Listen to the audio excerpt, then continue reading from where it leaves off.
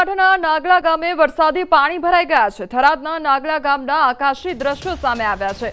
200 થી વધુ હેક્ટર જમીન પાણીમાં ગરકાવ થઈ ગઈ છે, તો ગામ ફરતે પાણી ભરાતા લોકો મુશ્કેલીમાં મુકાઈ ગયા છે।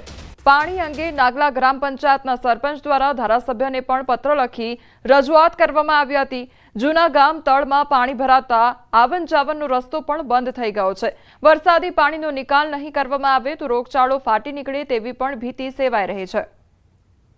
તો થરાદના નાગલા ગામના દ્રશ્યો સામે આવ્યા છે। આકાશી નજારો આ સામે આવ્યો છે કે જ્યાં ચારે બાજુ પાણી જ પાણી જોવા મળી રહ્યું છે, તો લોકોને હાલાકીનો સામનો પણ કરવો પડી રહ્યો છે। બીજી તરફ પાણીજન્ય રોગચાળો પણ વકરી શકે છે તે પ્રકારની પણ ભીતિ સેવાઈ રહી છે। ગ્રામ પંચાયત બધું પાણી છે અને રસ્તો પણ ચાલવાનો મુશ્કેલ છે, અને તો આનો પાણીનો કાયમી નિકાલ કરે અને સરકારે 13.5 કરોડનું પાણી નિકાલ માટે નર્મદાને નાખવા માટે પાઇપલાઇનને સંપ બનાવવાની હતી, પણ કોન્ટ્રાક્ટરની બેકાળજીને લીધે બન્યું નથી।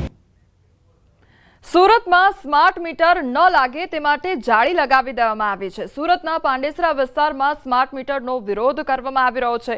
લોકોએ જૂના મીટર પર લોખંડની જાળી લગાવી દીધી છે। લોખંડની જાળી મારી મીટર બચાવવાનો પ્રયાસ તેમના દ્વારા હાથ ધરવામાં આવ્યો છે। તો સુરતની આ ઘટના સામે આવી છે કે જ્યાં સ્માર્ટ મીટરનો લોકો દ્વારા વિરોધ કરવામાં આવી રહ્યો છે, તો જૂના મીટરોમાં જાળી લગાવી દેવામાં આવી છે। हमने स्मार्ट मीटर से बचने के लिए मीटर के बॉक्स के ऊपर जाली लगा के ताला मार दिए हैं। ताला हमने इसलिए लगा रखा है कि ताकि उसमें स्मार्ट मीटर न लगा सके। हमें स्मार्ट मीटर के ऊपर 1% भी भरोसा नहीं है। हम पुराने वाले मीटर से खुश हैं।